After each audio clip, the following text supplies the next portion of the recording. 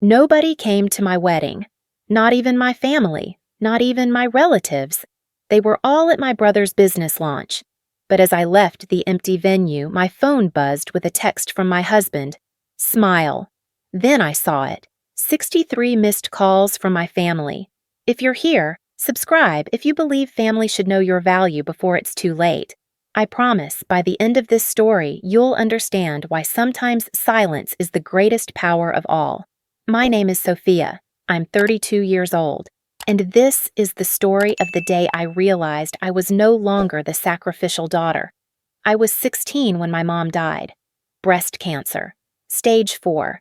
She fought for 18 months, but in the end, the disease won. I remember standing at her funeral, holding my little brother Lucas's hand. He was only 11, crying into my shoulder while Dad stood at the front of the church, blank-faced and distant. 6 months later, Dad remarried. Her name was Patricia. She was nice enough at first, brought cookies, asked about my day, made an effort. But something shifted after the honeymoon. Suddenly, every conversation became about Lucas.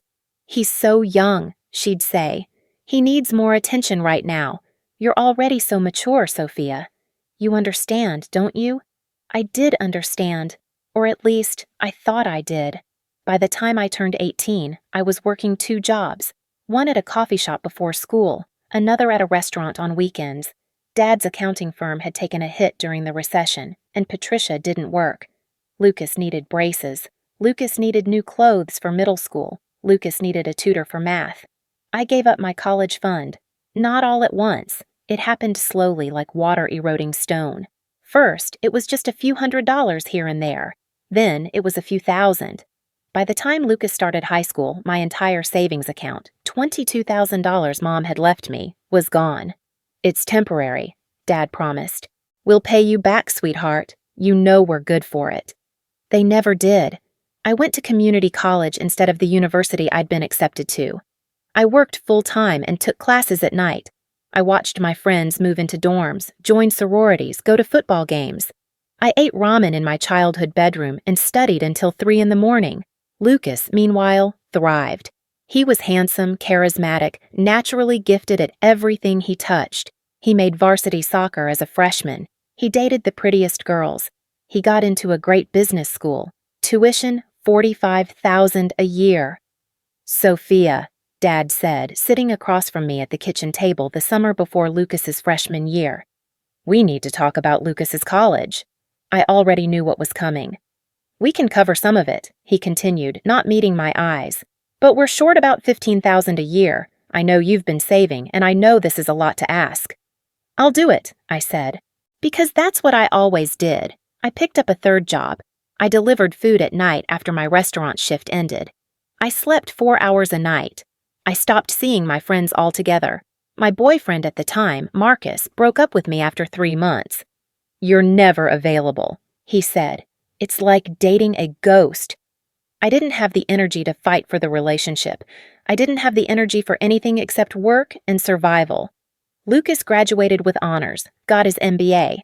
In his graduation speech, he thanked my incredible parents who sacrificed everything for me.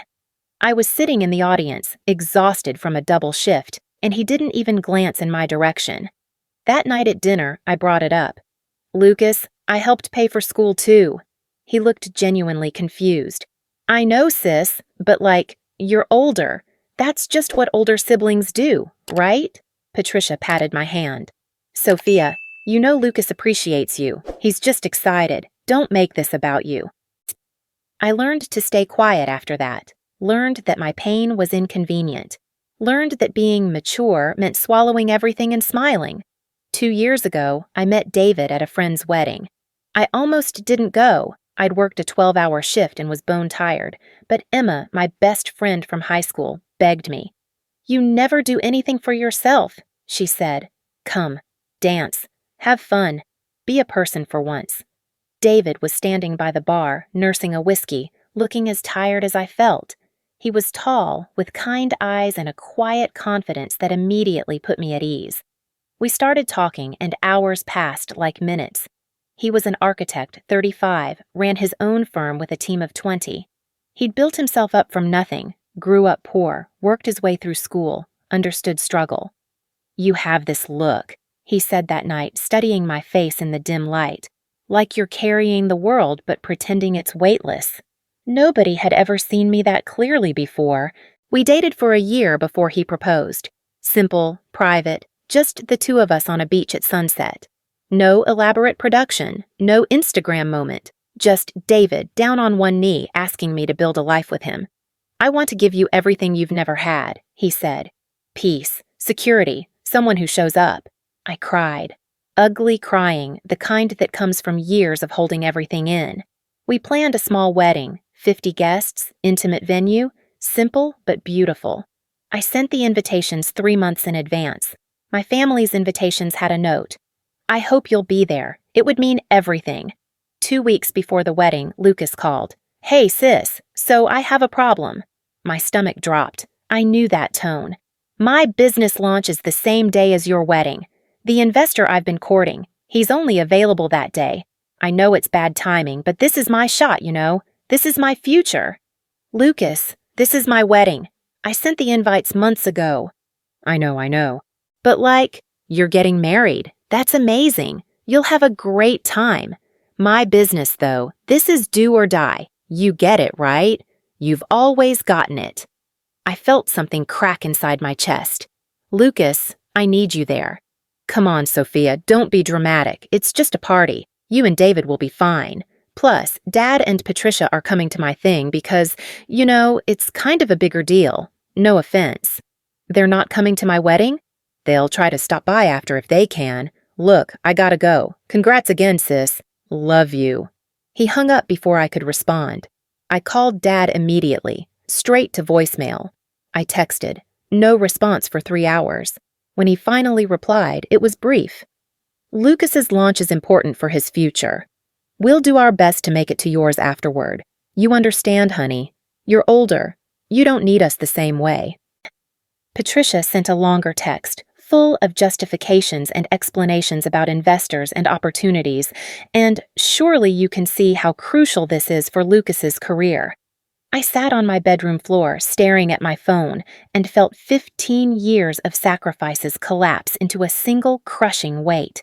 David found me there an hour later. He knelt down, took the phone from my hands, read the messages. "They're not coming," I whispered. His jaw tightened. "Sophia, listen to me. If they don't show up, if they actually choose his business launch over your wedding, they'll regret it. I'll make sure of it." I thought he was just being supportive. I didn't know he meant it literally. The morning of my wedding, I woke up nauseated. Not from nerves, from dread. I checked my phone. No messages. No missed calls. I opened Instagram and immediately wished I hadn't. Lucas had posted a photo at 7 a.m., champagne glasses, a sleek venue decorated in black and gold, the caption reading, "Big Day. Family support means everything." Entrepreneur. Family first. 200 people had already liked it. My father was tagged. So was Patricia. I got dressed in my simple lace wedding gown, hands shaking.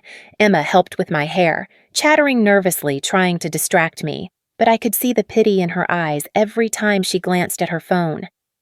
"They're still not coming, are they?" I finally asked. She bit her lip. "Sophia, it's okay. You can say it. Lucas is live streaming the whole thing. Your dad's in the background." I nodded, feeling numb. We drove to the venue in silence. The space was beautiful. I'd chosen a small garden pavilion with white roses and soft candlelight. 50 chairs arranged in neat rows. David's family filled the right side. His parents, his sister, his cousins, his colleagues. They smiled warmly when I arrived. His mother hugged me tight. "You look stunning, sweetheart," she whispered. The left side, my side, was empty. Completely, devastatingly empty. I stood in the bridal suite, staring out the window at those vacant chairs. The officiant knocked on the door. "We're ready when you are, though. Would you like to wait a few more minutes?" "For what?" I asked quietly. "They're not coming." David appeared behind the officiant. He took one look at my face and dismissed everyone else from the room. Then he wrapped his arms around me and let me break. We can postpone, he said into my hair. We can wait. For people who will never choose me? I shook my head. No, let's do this. I want to marry you. That's all that matters. He pulled back, searching my eyes. You're sure? I've never been more sure of anything. The ceremony lasted 15 minutes. David's family clapped and cried. The officiant pronounced us husband and wife. David kissed me while I stood in front of 50 chairs, 26 of them empty, representing every family member who'd decided I wasn't worth showing up for.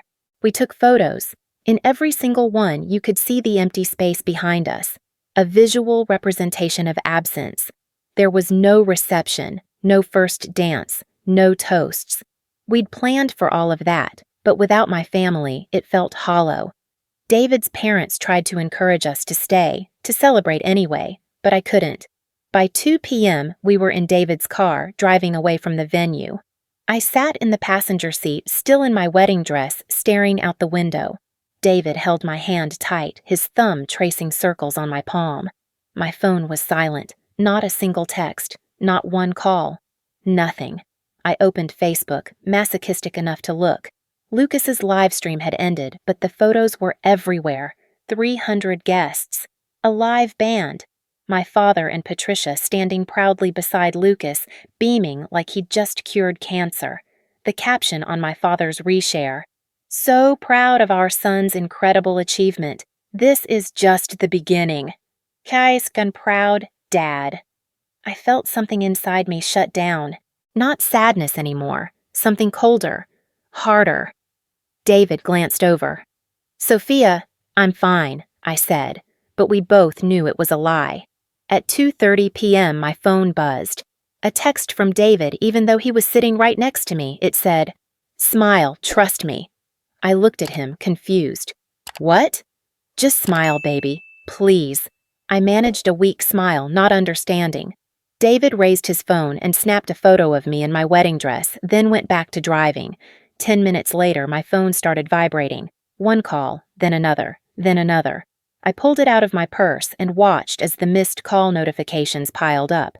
Dad, Patricia, Lucas, Dad again, Lucas, Patricia, Lucas, Lucas, Lucas. 15 missed calls in 5 minutes. Then the texts started flooding in. Lucas. Sophia, call me right now. Lucas. What did you do? Lucas. Stop this. Dad. Sophia, please call me back immediately. Patricia.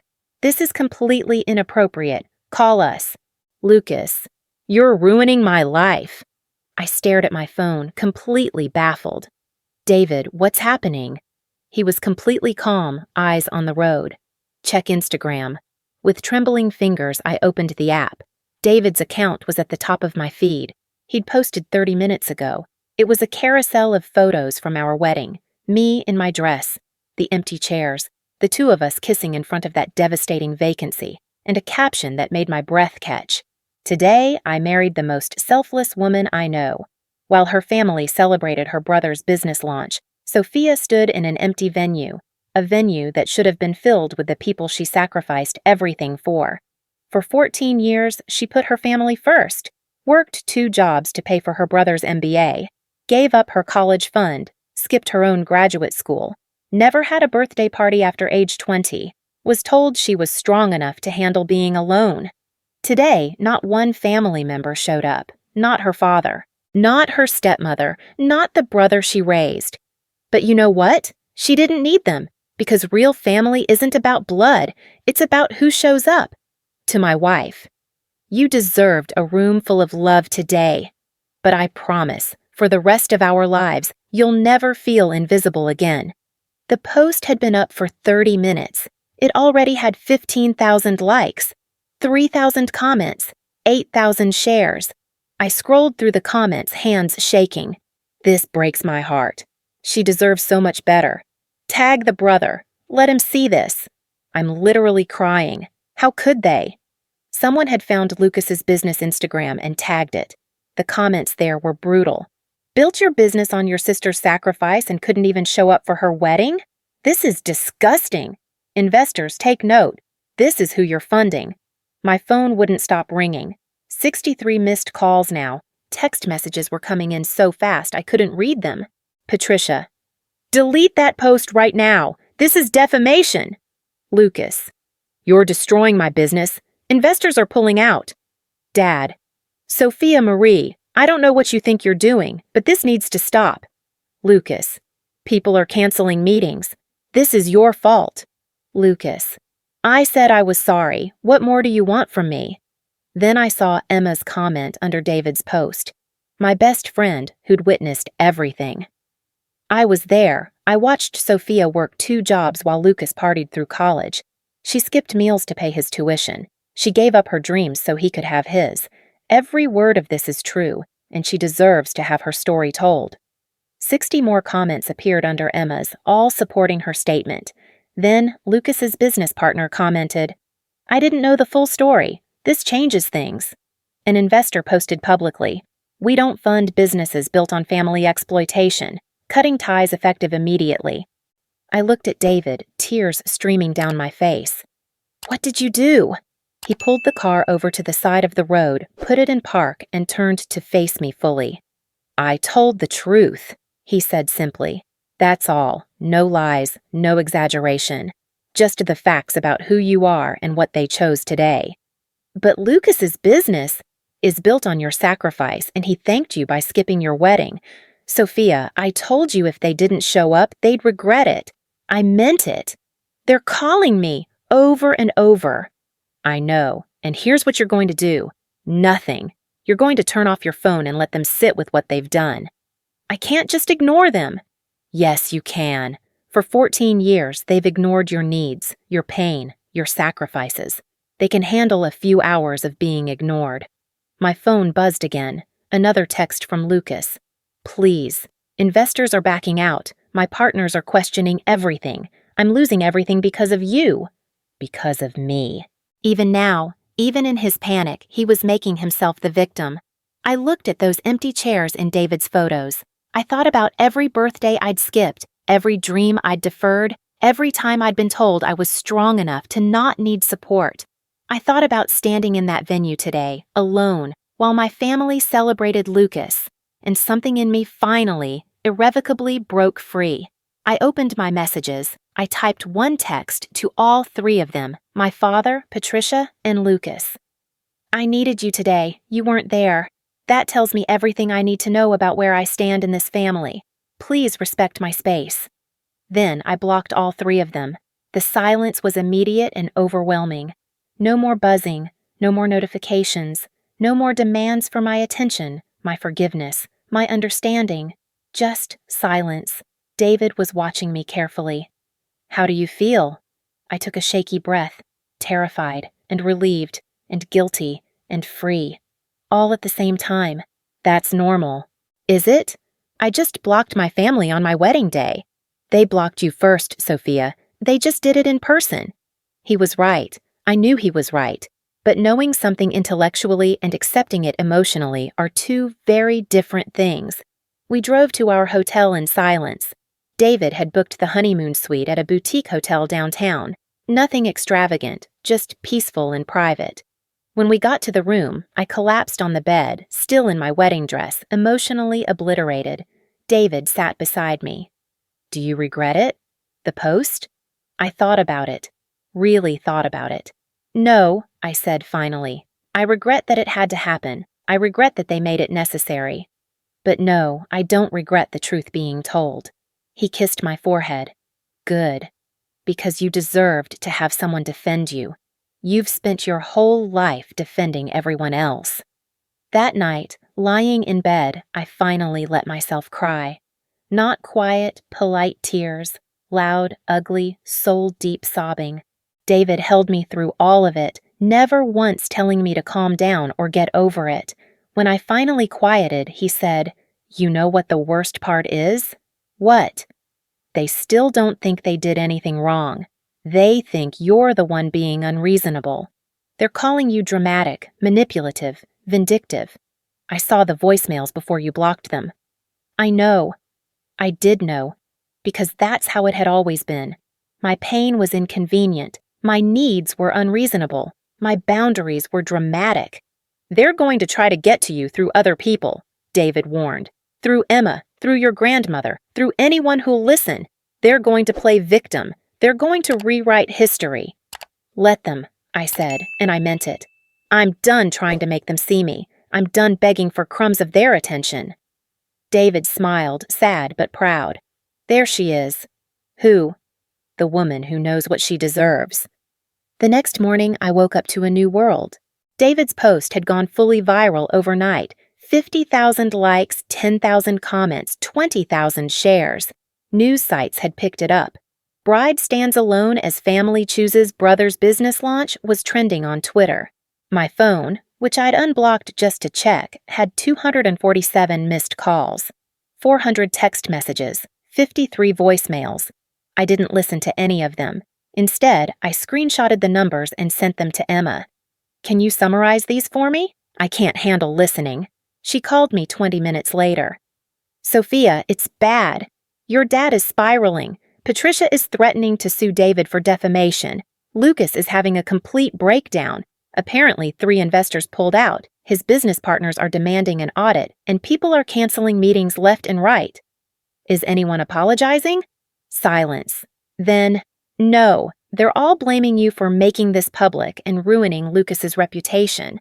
Your dad said David manipulated you into doing this. Of course they were, because taking responsibility would require acknowledging what they'd done, and that was apparently impossible. There's more, Emma said carefully. Your grandmother called me. She wants to talk to you. My stomach clenched. Grandma, my mom's mother, the one person in my family who'd always seemed to see clearly. What did she say? She said she's been watching this family treat you like garbage for years, and she's glad someone finally called them out. She wants you to call her when you're ready, but no pressure. She just wants you to know she loves you, and she's proud of you. I started crying again. Really? Really? Sophia, you have people who love you. Real love, not the conditional bullshit your dad and Lucas have been giving you. After I hung up with Emma, David and I talked for hours about boundaries, about healing, about what comes next. They're going to expect an apology, I said. They're going to want me to take it all back. And what are you going to do? I thought about those 14 years, the sacrifices, the silence, the invisibility. Nothing, I said firmly. I'm going to do absolutely nothing. I'm not going to apologize for telling the truth. I'm not going to comfort them for consequences they created. I'm done being the family emotional support animal. David grinned. That's my wife. 3 days after our wedding, David and I were having breakfast at a cafe when my father walked in. I saw him before he saw me. He looked terrible. Rumpled clothes, dark circles under his eyes, hair uncombed. Then our eyes met. He started walking toward our table. David immediately stood up, placing himself slightly in front of me. Sophia, Dad said, his voice cracking. Please, we need to talk. I don't think that's a good idea, David said evenly. Dad ignored him, focused entirely on me. Sweetheart, I know you're upset, but this has gone too far. Lucas's business is falling apart. He's getting death threats online. Patricia is having panic attacks. You need to make a statement, clear this up. I felt that old familiar pull, the urge to fix it, to smooth things over, to make everyone comfortable.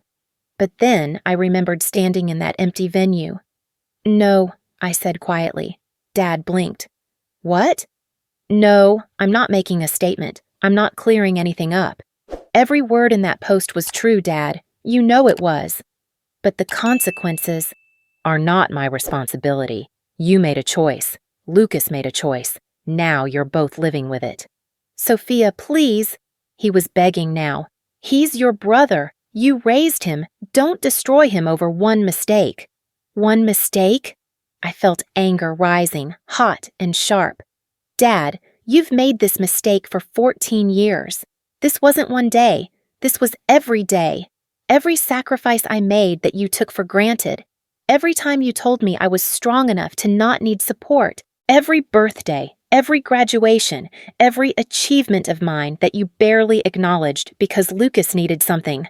That's not fair. You're right. It's not fair. None of it was fair. But I'm done now. I'm done carrying all of you. I'm done being invisible.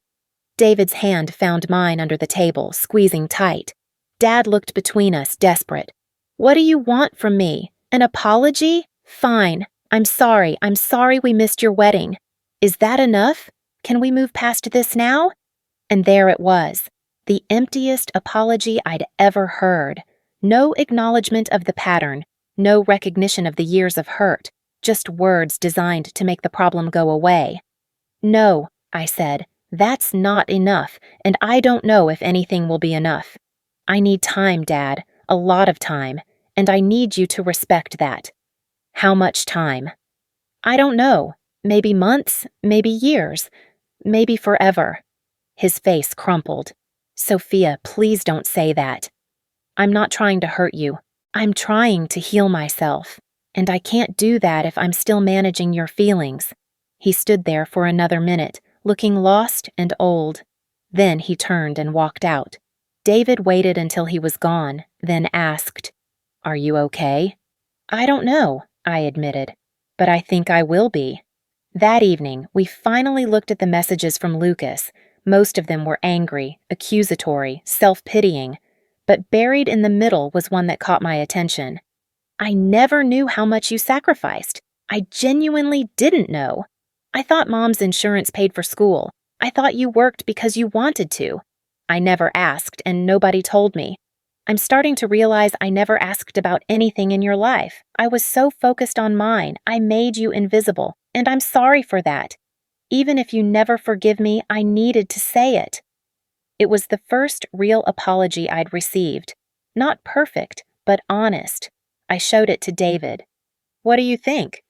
"I think it's a start, a small one. But whether it's enough is entirely up to you." I saved the message but didn't respond. Maybe someday I would. Maybe someday I'd be ready to have that conversation. But not today. Today, I was choosing myself. 3 months before the wedding, David and I had been having dinner at my father's house. It was supposed to be a celebration. Lucas had just announced he'd secured a major investor for his marketing startup. The dining room was festive, champagne flowing, Patricia cooking an elaborate meal. "This is incredible, son," Dad said, raising his glass. "I always knew you'd do something big." Lucas beamed, soaking in the attention. "Thanks, Dad. This is just the beginning. We're planning a huge launch event, 300 guests, live band, the works." "We'll cover whatever you need," Patricia said immediately. "This is your moment." I'd been quiet, pushing food around my plate. David noticed, his hand finding mine under the table. Finally, I spoke up. "Actually, I have some news too. David and I set a date, June 15th. "Oh, that's nice, honey," Patricia said absently, already turning back to Lucas. "Now, about the venue for your launch." "June 15th, I repeated. "I'd really love for everyone to be there." Dad barely glanced up. "Of course, sweetheart. We'll be there." But Lucas had gone quiet, his expression shifting. He pulled out his phone, scrolled for a moment, then his face fell. "Wait, June 15th? That's the only day my main investor can do the launch. He's flying in from Singapore." The table went silent. "You can change the date, can't you?" Patricia asked me, not Lucas. I felt David's hand tighten around mine. "We've already booked the venue, sent save the dates." "Well, venues can be changed," Dad said reasonably. "Lucas's investor is coming from halfway around the world. This is a crucial opportunity." "It's my wedding," I said, hearing my voice shake. "And you'll have a beautiful wedding," Patricia said in that patronizing tone she'd perfected. "Maybe July would be better anyway. Less humid." Lucas jumped in, his voice taking on that pleading quality he'd mastered as a child. "Sis, come on. You know how important this is. You've always understood. You've always had my back." "I've always sacrificed," I corrected quietly. "Don't be dramatic," Patricia snapped. "It's one day. You're being unreasonable." David spoke for the first time, his voice cold. "She sent save the dates 3 months ago. Lucas knew the date." "This investor literally just confirmed," Lucas protested. "It's not like I planned this." "Then change your launch date," David said simply. Dad's face hardened. Young man, I don't think you understand what's at stake here. I understand perfectly, David replied. I understand that your daughter has spent 14 years putting everyone else first, and you're asking her to do it again on her wedding day. David, I whispered, mortified. But he wasn't backing down. No, Sophia, they need to hear this. You worked 2 jobs to put Lucas through school. You gave up your college fund. When was the last time anyone in this family put you first? The silence was deafening. Finally, Dad spoke, his voice tight. I think you've said enough. Sophia is family. You're not. You don't understand how we work. You're right, David said, standing. I don't understand how a family works that treats their daughter like an ATM machine and expects her to smile about it. We left that night with the issue unresolved. In the car, I'd broken down. They're going to choose his launch, I said through tears. I know they are. David pulled over, turning to face me. Sophia, listen to me. If they actually choose Lucas's business over your wedding, I won't let them get away with it. I won't let them make you feel invisible anymore. What are you going to do? He was quiet for a long moment. I'm going to make sure the world sees what I see, how incredible you are, how much you've sacrificed, and how little they've appreciated it. David, no, not to hurt them. Not for revenge, but because someone needs to stand up for you, and if they won't, I will. I'd thought he was just being protective. I didn't know he'd been planning since that moment. Over the next 3 months, David quietly documented everything. He asked me questions about my past, about the jobs I'd worked, the sacrifices I'd made. He saved screenshots of my old bank statements showing transfers to Lucas. He found the graduation video where Lucas thanked my incredible parents without mentioning me. He documented the pattern. Why are you keeping all this? I'd asked once, finding a folder on his laptop labeled Sophia. Insurance, he'd said, just in case. I should have pressed harder, but I was too exhausted from working extra shifts to afford wedding flowers, too stressed about whether my family would actually show up, too emotionally drained to question his methods. The night before the wedding, David had held me as I cried. They're really not coming, are they? I'd whispered. I don't know, baby, but I know this. Whether they show up or not, tomorrow you become my wife, and I'm going to spend the rest of my life making sure you never feel second best again. What if this is a mistake? What if I'm being selfish? Wanting your family at your wedding isn't selfish. It's human, and if they can't see that, they're the ones making a mistake. He'd kissed my forehead, and I'd fallen asleep in his arms, hoping somehow everything would work out. It didn't. They didn't come. And David kept his promise. Now, 1 week after the wedding, I was sitting in our apartment reading the fallout. Lucas's business had completely collapsed.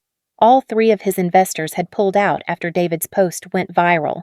His business partner had requested an independent audit, which revealed Lucas had been using company funds for personal expenses, fancy dinners, designer clothes, a new car. Nothing illegal, but deeply unethical. The partner dissolved the company within 48 hours.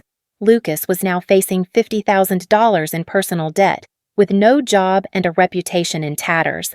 His LinkedIn was flooded with comments calling him entitled and ungrateful. His Instagram, once pristine and curated, was now turned off because of the harassment. Part of me felt guilty. Most of me felt nothing at all. Emma called every day with updates. Your dad showed up at the coffee shop where you used to work. He was asking if anyone had your new address. What did they say? That you quit 2 years ago and they have no idea where you are. Good.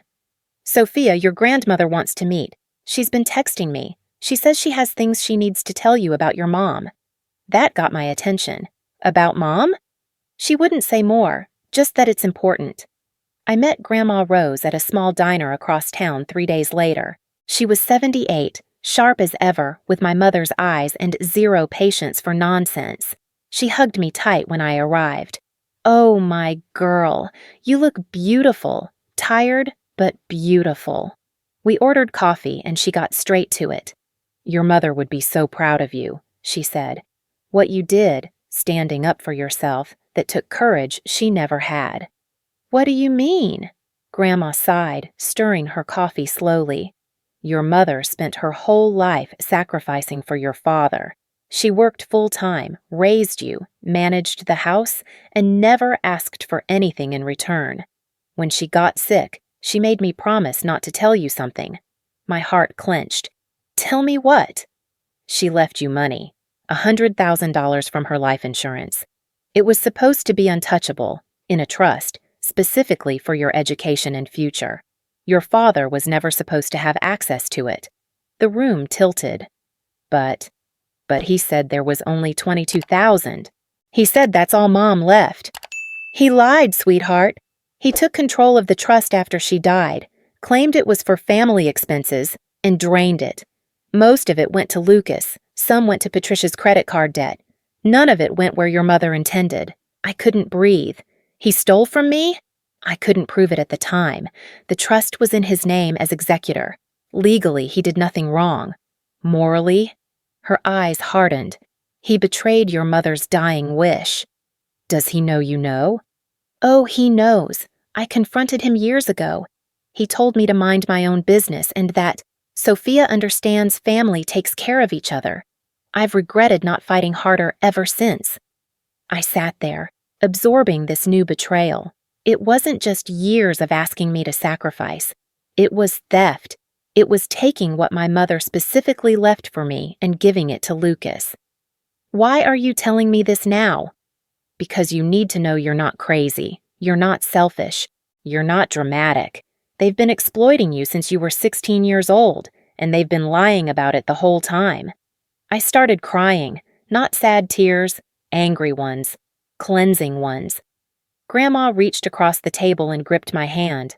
You don't owe them anything, not forgiveness, not your time, nothing. Your mother would want you to be happy. That's all she ever wanted. After lunch with Grandma, I told David everything. He listened, his expression growing darker with every word.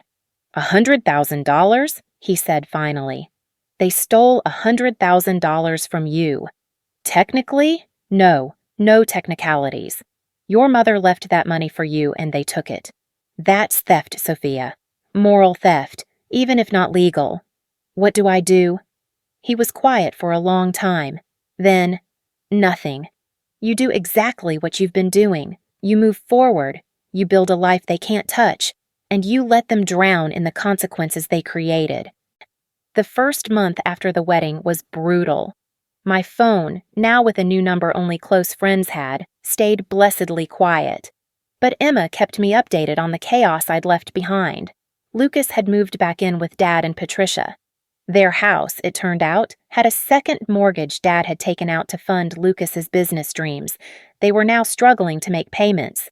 Patricia's part-time bookkeeping job wasn't nearly enough to cover their expenses, especially now that Lucas wasn't contributing anything.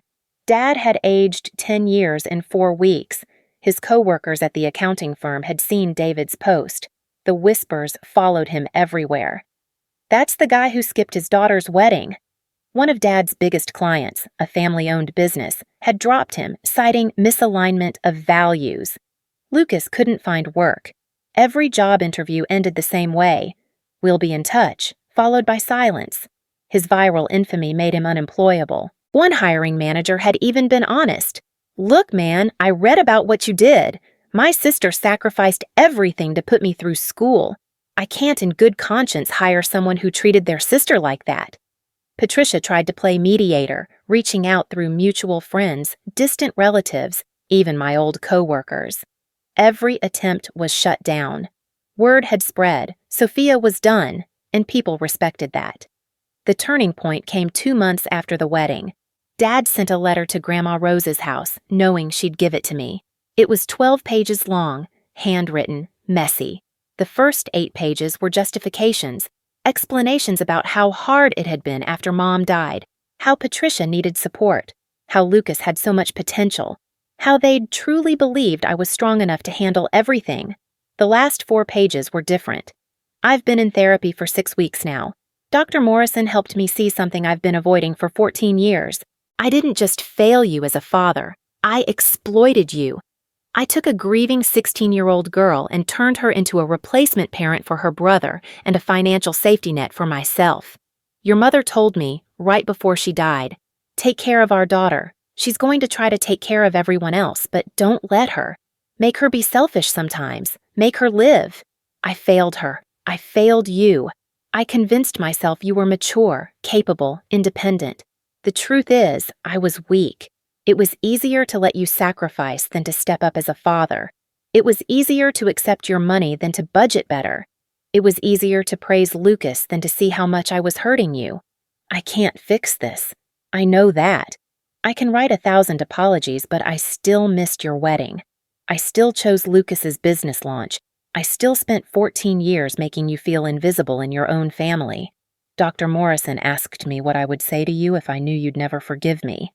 If this was the last thing you'd ever hear from me, I'd say, I'm sorry. I'm sorry I wasn't the father you deserved. I'm sorry I took advantage of your kindness. I'm sorry I made you believe your worth was tied to how much you could give. You owe me nothing, not forgiveness, not another chance, not even a response to this letter. I just needed you to know you were right to walk away, and I hope you find peace without us. I read it 3 times, cried through all 3 readings. David held me as I processed. What do you want to do? I don't know. Part of me wants to respond. Part of me thinks it's too little, too late. It can be both. He can be genuinely sorry, and you can still choose not to forgive him. Those things aren't mutually exclusive. I saved the letter, didn't respond. Not yet. 3 months after the wedding, I got a promotion at work. Senior project manager with a 30% raise and my own team. My boss pulled me aside after the announcement. I've been watching you, she said. You have this quality. You see what needs to be done, and you do it without needing credit or recognition. That's rare. But I also want you to know, it's okay to advocate for yourself. You don't have to do everything silently. It was exactly what I needed to hear. That night, David and I celebrated with takeout and cheap wine. We toasted to new beginnings, to boundaries, to choosing ourselves. I'm proud of you, he said, not just for the promotion, for everything, for standing firm. I couldn't have done it without you. Yes, you could have. You just needed someone to show you that you're worth standing up for. The knock on our door came at 9 p.m. We weren't expecting anyone. David checked the peephole and tensed. It's Lucas. My stomach dropped. How did he find our address?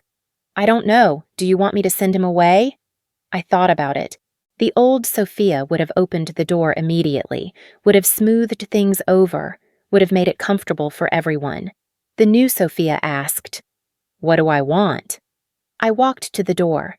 Didn't open it, spoke through the wood. Lucas. Sophia, thank God. I need to talk to you, please. Just 5 minutes. How did you find our address?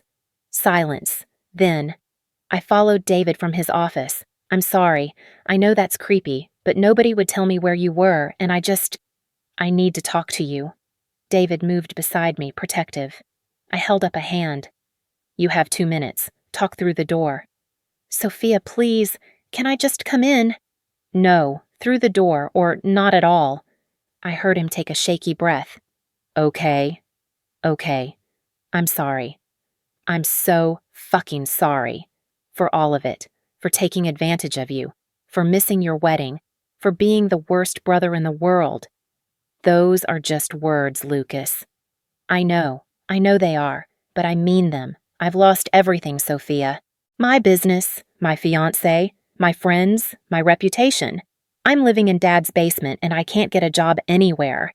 And you know what the worst part is? I deserve it. All of it. I waited. He continued. I spent 3 months in therapy. Dr. Morrison, same one Dad's seeing. She made me write down everything you ever did for me. It took 4 sessions. 4 sessions to list everything because there was so much. And you know what?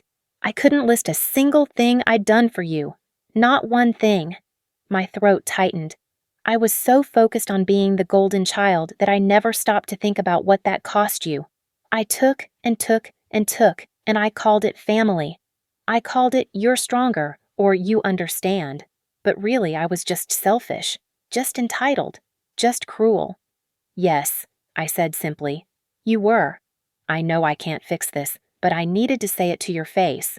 Or, well, to your door. You were more of a parent to me than Dad ever was, and I repaid you by making you invisible. Silence stretched between us, just a door and years of hurt. Lucas, I finally said, I appreciate you saying this. I do. But I'm not ready to forgive you. I might never be ready. I understand. I need you to leave now, and I need you to not come back unless I invite you. Okay. His voice cracked. I love you, sis. I know I have a shitty way of showing it, but I do. I didn't respond. After a minute, I heard his footsteps retreating down the hallway. David wrapped his arms around me from behind. You okay? Yeah, actually, I am.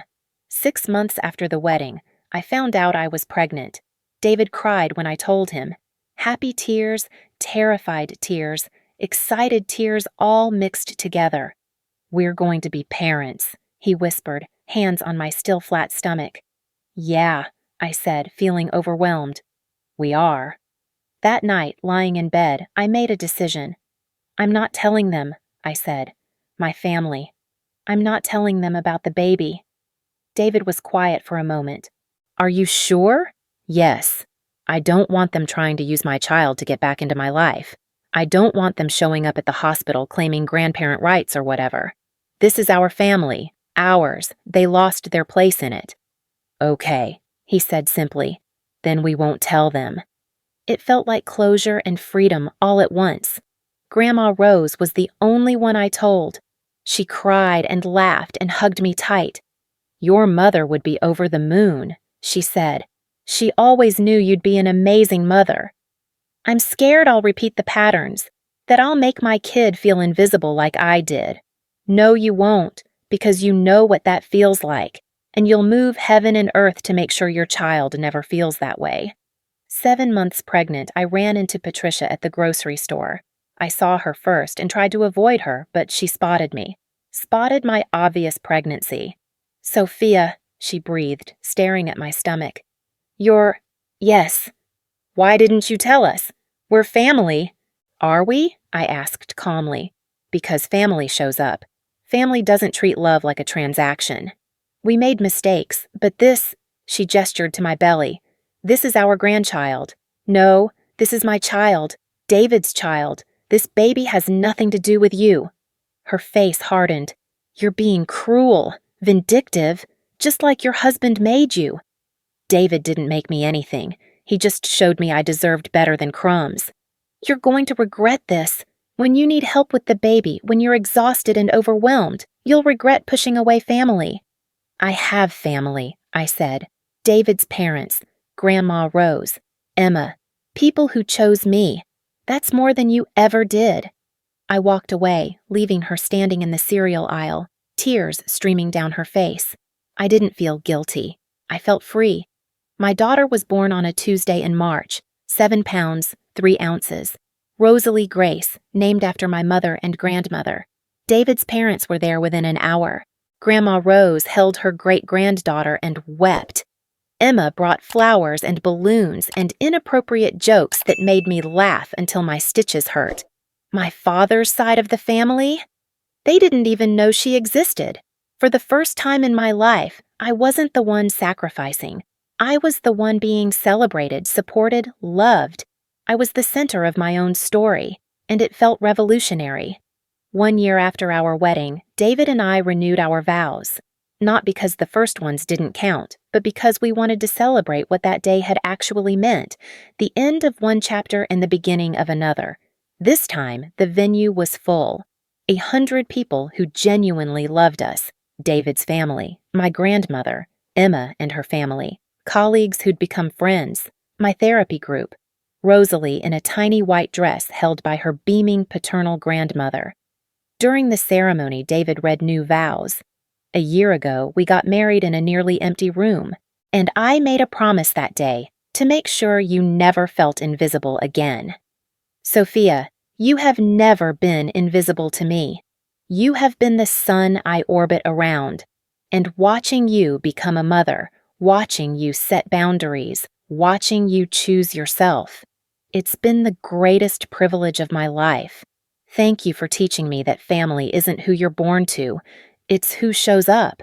I read my own vows through tears. David, you gave me something I didn't know I could have. Permission to be selfish. Permission to want. Permission to be angry at people who hurt me. You saw me when I felt invisible, and you refused to let me disappear. A year ago, I stood in an empty venue and felt worthless. Today, I stand in a full room and feel whole. Thank you for fighting for me when I didn't know how to fight for myself. We kissed while everyone cheered. No empty chairs this time, no absence. Just presence, joy, and love. After the ceremony, I posted one photo on Instagram. Just one. Me, David, and Rosalie, all three of us laughing, the venue full of people behind us. The caption read, "1 year ago, we got married in an empty room. Today, we celebrated with a room full of people who matter. To everyone who's ever felt invisible in their own family, you're not invisible. They're just blind. And you deserve people who see you." I didn't tag anyone. Didn't mention what happened. Didn't need to. The post got 50,000 likes, 3,000 comments from strangers sharing their own stories of family estrangement, boundary setting, and choosing themselves, and 73 missed calls from my father's number that I never answered. 2 years after the wedding, I finally responded to my father's letter. It was short. "Dad, I got your letter. I've read it many times. I appreciate the apology and I believe you mean it. But an apology doesn't erase 14 years of hurt. It doesn't bring back the college fund Mom left me. It doesn't give me back the birthdays nobody celebrated or the achievements nobody acknowledged. I don't hate you, but I also can't have you in my life right now. Maybe someday that will change. Maybe it won't. Either way, I need you to respect my decision. I'm not doing this to punish you. I'm doing this to protect myself and my family, the family I'm building with David and Rosalie, the family where nobody is invisible. I hope you find peace. I hope Lucas finds peace. I hope Patricia finds peace. But I can't be the one to give it to you. Not anymore. Take care of yourself. Sophia." I sent it and felt nothing but relief. Lucas tried one more time, a year later. A letter slipped under our apartment door. "Sis, I know you don't want to hear from me, but I needed to tell you, I got a job. It's entry level, nothing special. But it's honest work, and I'm doing it myself. No handouts, no shortcuts. I also started volunteering at a youth mentorship program, teaching business skills to kids from low-income families, kids who remind me of you, working multiple jobs, sacrificing for siblings, putting everyone else first. I tell them what nobody told you. It's okay to choose yourself. It's okay to set boundaries. It's okay to say no. I can't fix what I did to you. But maybe I can stop other kids from being exploited the way I exploited you. I don't expect forgiveness. I just wanted you to know I'm trying to be better. Not for you. Not to get you back. Just because it's the right thing to do. Your brother, Lucas." I saved that letter too. Maybe one day I'd respond. Maybe not. Either way, I'd learned the most important lesson. I didn't owe anyone my pain. Not my father. Not Lucas. Not anyone. And that wasn't selfish. That was survival. At 3 years old, Rosalie asked me why she only had one set of grandparents. David and I had talked about this moment, prepared for it. "Baby," I said, kneeling to her level. "Some families are big and some families are small. Our family is small but mighty. We have Grandma and Grandpa, David's parents, and Great-Grandma Rose and Aunt Emma and so many people who love you. But don't you have a daddy?" "I do, but sometimes grown-ups make choices that hurt each other. And when that happens, sometimes we need space to heal."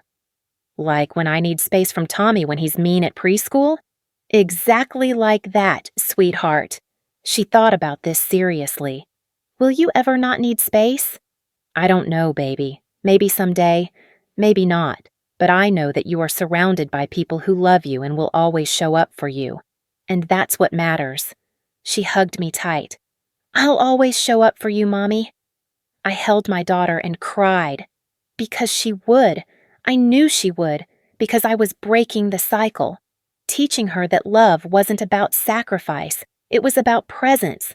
That family wasn't about blood, it was about choosing and being chosen. That's the real ending to this story. Not revenge, not justice, not even forgiveness, just freedom and choice, and a little girl who would grow up knowing she was always, always seen. If you've lived through something similar, if you've been the scapegoat, the sacrifice, the invisible one, drop a heart in the comments. You're not alone. You're not crazy. You're not ungrateful. You deserve to be chosen every single day. And if your family can't do that, you deserve to build a new one that will.